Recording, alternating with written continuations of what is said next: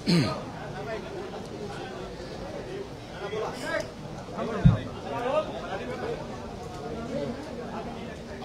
शेतकरी दिवस आहे। सर्वप्रथम मी पूर्ण राज्याच्या शेतकऱ्यासहित देशाच्या शेतकऱ्यांना या दिवसाच्या शुभेच्छा देतो।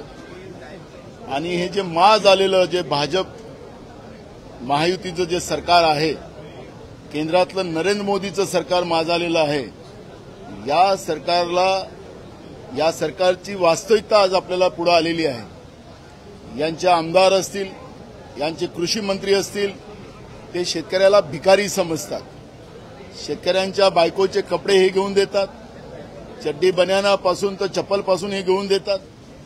म्हणजे 2014च्या पहिले हा लोणीकर हा उघडाच फिरत होता, फक्त 2 बायका होत्या त्याला। अशा पद्धतीचं आता चित्र दिसते आम्हाला। आणि जो शेतकऱ्यांच्या बद्दल बोलेल त्याला निलंबित करायचं सभागृहातून, आणि जे शेतकऱ्याच्या विरोधात बोलतात, शेतकऱ्यांची चेष्टा करतात, त्यांना सन्मानानं वागवतात, अशा पद्धतीचे हे सरकार आहे। भाजप हे शेतकरी विरोधी आहे। आज महाराष्ट्रामध्ये अवकाळी पावसामुळे शेतकरी उद्ध्वस्त झालेला आहे। पिकं नाहीशी झालेली आहेत। शेतीचा हंगामाला शेतकऱ्यांजवळ पैसे नाहीत। घेतलेलं जे धान्य होतं त्याचे पैसे अजूनपर्यंत शेतकऱ्यांनी दिले नाहीत। बोनस देण्याचं आश्वासन दिलं, ते बोनस शेतकऱ्यांना देत नाही। कर्जमाफी करण्याची भूमिका या लोकांनी मांडली होती, कर्जमाफी करायला तयार नाहीत। आणि पीक विमा सुद्धा बंद करून टाकला। शेतकरी विरोधी जे सरकार आहे, हे सरकार जेवढं आमच्या शेतकऱ्यांना अपमानित करेल तर हे आम्ही सहन करणार नाही। सरकारच्या विरोधात आम्ही रोज आवाज उचलू, एक दिवस नाही, रोज निलंबित केलं तरी आम्ही थांबणार नाही। उद्या पुन्हा आम्ही शेतकऱ्यांचे प्रश्न मांडू, जिथपर्यंत लोणीकर आणि राज्याचे कृषी मंत्री यांच्यावर कारवाई होत नाही आणि राज्याच्या मुख्यमंत्र्यांनी शेतकऱ्यांची माफी मागितल्याशिवाय आम्ही लोक आता शांत बसणार नाही। शेतकऱ्यांचा अपमान आम्ही अजिबात सहन करणार नाही। या पद्धतीची आमची भूमिका आहे। रोज आता हा विषय आम्ही मांडू, रोज अध्यक्षाच्या माध्यमातून त्यांना आम्हाला निलंबित करायचं असेल तर करा, पण या प्रश्नाला आता आम्ही मागे पडणार नाही। शेतकऱ्यांची कर्जमाफी असेल, अवकाळी पावसाचे पैसे असतील, शेतकऱ्यांच्या शेतीमालाचे प्रश्न असतील, हे घेतल्याशिवाय आता या सभागृहामध्ये आम्ही शांत बसणार नाही, अशी भूमिका आता आमची आहे।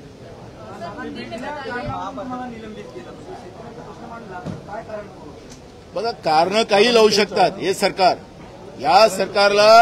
या सरकारमध्ये थोडी दमक असती तर या सरकारनी मुख्यमंत्र्यांनी उपमुख्यमंत्र्यांनी त्या ठिकाणी पुढाकार घेतला असता, आणि लोणीकरनी आणि राज्याच्या कृषी मंत्र्यांनी ज्या पद्धतीनं शेतकऱ्यांचा सातत्यानं अपमान केला त्या पद्धतीची भूमिका मांडली असती, त्यांनी चूक मान्य केली असती, त्यांच्यावर कारवाई केली असती आणि राज्याच्या शेतकऱ्यांची माफी मागितली असती। पण राज्याचा मुख्यमंत्री मी अध्यक्षाच्या दालनापर्यंत, मी अध्यक्षाच्या आसनापर्यंत पोहोचलो, ते मी अपमान केला अध्यक्षाचा, अध्यक्षाला मी धमकवलं, अशा पद्धतीचं त्यांनी रेकॉर्डवर आणलं। मी पण विधानसभा अध्यक्ष राहिलो, मलाही नियम माहिती आहेत, पण अध्यक्ष ज्यावेळेस जनतेच्या प्रश्नाकडे दुर्लक्ष करते, विरोधकांचा आवाज दाबतो, त्यावेळेस विरोधकांना ही भूमिका घ्यावी लागते। हे लोकशाहीचं तंत्र आहे आणि त्याच्यामुळे मुख्यमंत्र्याचं सर्टिफिकेट जे आहे की मी अपमान केलेला आहे, मुख्यमंत्र्याचा अपमान, मला त्या सर्टिफिकेटची गरज नाही। मी शेतकरी आहे आणि माझ्या शेतकऱ्याचा अपमान कोणी करेल तर ते मी सहन करणार नाही, आमचं पूर्ण दल सहन करणार नाही, ही भूमिका आमची आहे।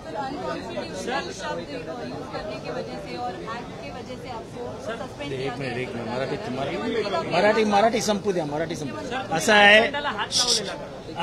एक मिनिट, मुख्यमंत्र्यांनी असं आहे की डायसवरती म्हणजे मुख्य अध्यक्षांपर्यंत पोहोचण्याचा काय विधान भवनातला पहिला प्रकार आहे का? आत्ताचे जे सत्ताधारी आहेत ते विरोधी पक्ष असताना विधिमंडळाच्या म्हणजे विधानसभेच्या अध्यक्षाच्या आसनापर्यंत जाऊन किती धिंगाणा घालायचे? नाना तर फार लांब होते, नाना अध्यक्षांपासून फार लांब होते आणि ते एकटेच होते। आम्ही तर अख्खी झुंड अध्यक्षांना घेरलेली बघितली, अख्खी झुंड, म्हणजे आत्ताचे सत्ताधारी विरोधी पक्षात असताना. त्यामुळे आकसाने आपल्या अंगावर हे सगळं प्रकरण येतंय असं म्हणून सत्ताधारी प्लॅन करून नानाला बाहेर घालवणार असतील तर ते आम्हाला मान्य नाही. हा कुठलाही लोकशाही संकेत न पाळता लोकशाहीचे सगळे संकेत पायदळीत उडवले जात आहेत हे कळणं हे लोकशाहीला न शोभणार होतं. त्यांचा अधिकार आहे, लोकशाहीने त्यांना दिलेला हा अधिकार आहे. आतमध्ये आंदोलन करण्याचे वेगवेगळे प्रकार आहेत आणि त्या प्रकारातनं जर नानांनी पाऊल उचललं असेल तर आम्ही सगळे त्याचं समर्थन करतो.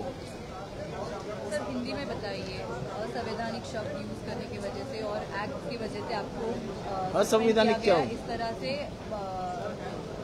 अगर बीजेपी के एमएलए और उनके मंत्री, कृषि मंत्री, अगर मोदी किसानों का बाप है इस तरह कहते हैं तो मोदी किसानों का बाप नहीं हो सकता, मोदी इनका बाप हो सकता है. तो जिस तरह से अपमानित किसानों को किया जा रहा है, क्या सत्ता में ये लोग इसके लिए आए? किसानों को अपमानित करने के लिए, किसानों को आत्महत्या करवाने के लिए आए? तो इससे असंवैधानिक क्या हो सकता है? और मोदी इनका बाप हो सकता है. मोदी हमारे किसानों का बाप नहीं हो सकता. वो हमारे किसानों को मरवाने के लिए देश में सत्ता में आया, ये हम बोलेंगे और ये बात वास्तविकता है. जब से मोदी की सरकार देश में आई तब से देश में किसानों की आत्महत्या बढ़ी है. उनकी इनकम दुगनी करने वाले थे, अब तो फर्टिलाइजर के दाम बढ़ा दिए, बीज के दाम बढ़ा दिए और फसल के दाम कम कर दिए. किसान बर्बाद हो चुका है और ये किसान की लड़ाई हम लोग लड़ेंगे. किसान को इस तरह बर्बाद होने नहीं देंगे. उनके लिए अगर उनका सर्टिफिकेट नहीं चाहिए हमको, फडणवीस का सर्टिफिकेट नहीं चाहिए क्योंकि वो किसान विरोधी है और इसलिए मोदी इनका बाप हो सकता है, किसानों का नहीं. और मैं बार बार बोलूंगा, मुख्यमंत्री ने ये भी कहा कि आपने हमला करने की कोशिश की चेयर पे. अब वो मुख्यमंत्री के सर्टिफिकेट की जरूरत हमें नहीं है. मैंने हमला किया कि वो तो सब लाइव है, आप देख लीजिए. मैं उनको कह रहा था अध्यक्ष जी को कि किसानों की माफी मांगने लगाई इनको, और वो जो लोगों ने बोला है उनके ऊपर कार्रवाई करने की बात कर रहा था. अगर उसके लिए अगर मैं हमला किया है, और मैंने हमला क्या होता, मारपीट तो नहीं किया और ऐसे कुछ संकेत भी नहीं दिए, कोई ऊपर जाता है तो इसका मतलब ये नहीं है. और ये कोई आज नहीं हुआ है, नहीं, सवाल ये बार बार होते आया है.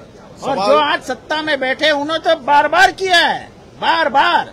सवाल यही है कि क्या किसानों को न्याय दिलाने के लिए किसानों का आह्वान जो किया है उस बारे में अगर रूलिंग पार्टी का एक्स मिनिस्टर और एमएलए जिस तरह का भाषा का प्रयोग किया उसका जवाब सरकार से हम लोग चाहते हैं. नाना भाऊ ने मांग की, तो क्या इसमें सरकार को क्या गलत लगा और उल्टा इनको ही सस्पेंड करना मतलब हमारे आवाज को दबाने का है, क्लियर कट.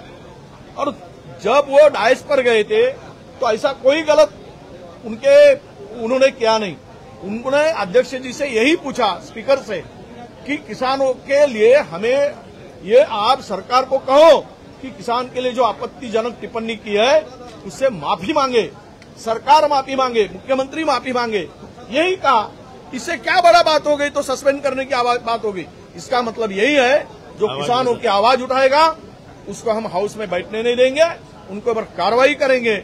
ये सरकार की मंशा है और इसीलिए नाना भाऊ को सस्पेंड किया है. Okay, thank you.